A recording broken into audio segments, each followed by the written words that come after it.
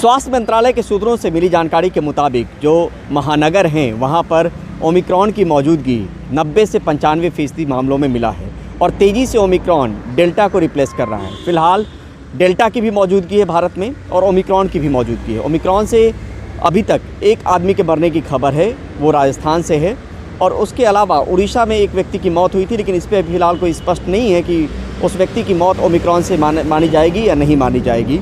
और यहाँ पर यह भी बताया गया स्वास्थ्य मंत्रालय के सूत्रों की तरफ से कि बच्चों में ज़्यादा ये मामले फ़िलहाल जो है वो रिपोर्ट नहीं हो रहे हैं। ऑक्सीजन की बहुत ज़्यादा ज़रूरत नहीं पड़ रही है और जो हॉस्पिटलाइजेशन है उसकी भी बहुत ज़्यादा दरकार नहीं हो रही है, लेकिन धीरे धीरे जब नंबर्स बढ़ेंगे तो उसमें भी बढ़ोतरी होगी, उसमें भी इजाफा होगा और इस तरीके से ये बात फ़िलहाल जो है वो कही गई है। लेकिन यहाँ अगर बात करें फ़िलहाल जीनोम सीक्वेंसिंग की, तो भारत में कुल 38 लैब हैं जहाँ पे क्षमता जो है भारत की वो करीब महीने भर में 30,000 सैंपल की जीनोमिक सीक्वेंसिंग करने की है। जीनोमिक सीक्वेंसिंग वो प्रक्रिया है जिससे पता चलता है कि आखिर किस वेरिएंट की मौजूदगी है। उसमें ओमिक्रॉन वेरिएंट भी आ जाता है और बाकी कोई वेरिएंट होगा तो उसको भी आइडेंटिफाई किया जा सकता है। और इस तरह की बात जो है वो सामने में निकल कर आई है कि ये कहा गया है कि 38 लैब जो हैं वो हैं और रोज़ाना यानी 1000 सैंपल का जीनोमिक सीक्वेंसिंग किया जा सकता है। जो 38 लैब है वहाँ पर जीनोमिक सीक्वेंसिंग का जो परिणाम है वो करीब 3 से 4 दिन का वक्त लगता है। जब पॉजिटिव सैंपल को जीनोमिक सीक्वेंसिंग के लिए लगाया जाता है तो उसमें ये वक्त लगता है। और यहाँ पर ये भी बताया गया है कि जो अब तक ये एक बात थी कि जब मामले कम आ रहे तो राज्यों में और केंद्र शासित प्रदेशों में कुछ सेंटिनल साइट्स थे। सेंटिनल साइट्स वो जगह जहाँ पे राज्य अपने 5% सैंपल भेजते थे और उसकी जीनोम सीक्वेंसिंग होती थी। और सेंटिनल साइट्स की बात करेंगे राज्य और केंद्र शासित प्रदेशों में तो उसकी तादाद 288 के आसपास थी राज्य और केंद्र शासित प्रदेशों में। जो पुराने वक्त में जब नंबर्स बहुत ज़्यादा नहीं आ रहे थे तो 5% सैंपल को राज्य उसमें भेज देते थे, जिसके ज़रिए जो है उसकी जीनोमिक सीक्वेंसिंग करके ये पता किया जाता था कि कौन सा वेरिएंट जो है अभी फ़िलहाल उसकी मौजूदगी है। और यहाँ पे ओमिक्रॉन के मामले जब बढ़े तो सबकी जीनोमिक सीक्वेंसिंग नहीं हो सकती क्योंकि संसाधन बहुत सीमित हैं।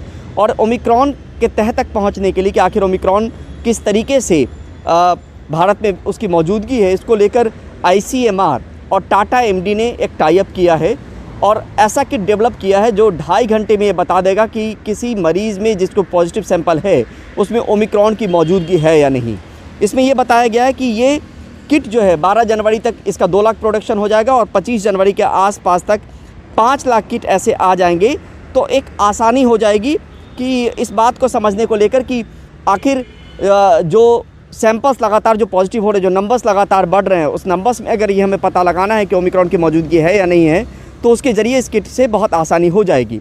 अभी जो चीज़ें हैं कि ओमिक्रॉन को लेकर ये ज़रूर कहा गया था कुछ वक्त पहले तक कि मामले जब कम थे तो जो चारों महानगर हैं वहाँ के तमाम सैंपल भेजे जाते थे, लेकिन अब वो मुमकिन नहीं है क्योंकि संसाधन बहुत सीमित है। तो यानी जो विदेश से आने वाले लोग हैं जो पॉजिटिव हो रहे हैं उनकी जीनोमिक सीक्वेंसिंग हो रही है उस पॉजिटिव सैंपल्स की।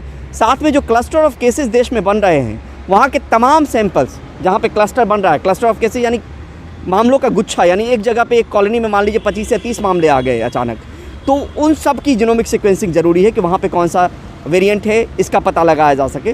तो ये यहाँ पे समझना ज़रूरी है कि ओमिक्रॉन की मौजूदगी तो है ही भारत में और महानगरों में 90 से 95% तक उसकी मौजूदगी है, लेकिन ऐसा नहीं कि सिर्फ महानगरों तक ये सीमित है। बाकी जगहों पर भी जो असर दिख रहा है मामलों को लेकर वो ओमिक्रॉन की वजह से ही दिख रहा है, क्योंकि ओमिक्रॉन को लेकर शुरुआत में ही बताई गई थी बात कि ये बहुत तेज़ी से फैलता है। डेल्टा जो 8 से 9 दिन में डबलिंग रेट था, इसका महज 3 दिनों में इसका डबलिंग रेट है मामलों को लेकर। तो उसी का असर पैन इंडिया देखा जा रहा है जो मामले बढ़ रहे हैं, लेकिन तमाम सैंपल्स की जीनोमिक सीक्वेंसिंग नहीं हो सकती। इसलिए इस तरह के किट बनाए जा रहे हैं जिससे ये पता चल सके कि ओमिक्रॉन या कोई दूसरा वेरिएंट कौन सा है, इसके ज़रिए पता लगा सकते। तो ये किट बनाने में सफलता मिल गई, जिसको drug control general of India ने भी अनुमति दे दी है और इसके प्रोडक्शन होने भी लगेगा 12 जनवरी तक। जैसा मैंने बताया कि 2 लाख किट और उसके बाद 5 लाख किट 25 जनवरी तक आने की संभावना है। तो इस स्तर पे भी काम हो रहा है, लेकिन यहाँ पे ये समझना पड़ेगा कि लगातार जो बढ़ते मामले हैं उन मामलों को लेकर एहतियात बरतना ज़रूरी है, क्योंकि जब कभी शुरुआत में ये कहा गया कि ये माइल्ड सिम्टम देता है, लेकिन ऐसा नहीं है। हमने ये भी रिपोर्ट किया था कि भारत सरकार के स्वास्थ्य मंत्रालय के सूत्र ने भी ये जानकारी दी कि भारत में भी सिर्फ माइल्ड ओमिक्रॉन इन्फेक्शन दे रहा है, ऐसा नहीं है। और ये चीज़ें धीरे धीरे बदल सी गई हैं। क्योंकि ये समझना पड़ेगा कि सिर्फ माइल्ड इन्फेक्शन नहीं होता, क्योंकि हॉस्पिटलाइजेशन लगातार बढ़ा और विश्व स्वास्थ्य संगठन ने भी साफ किया कि सिर्फ इसको माइल्ड कहना ठीक नहीं है, लिहाजा एहतियात बरतना अभी फ़िलहाल जो है वो बहुत ज़रूरी है। नई दिल्ली से परिमल कुमार, NDTV इंडिया।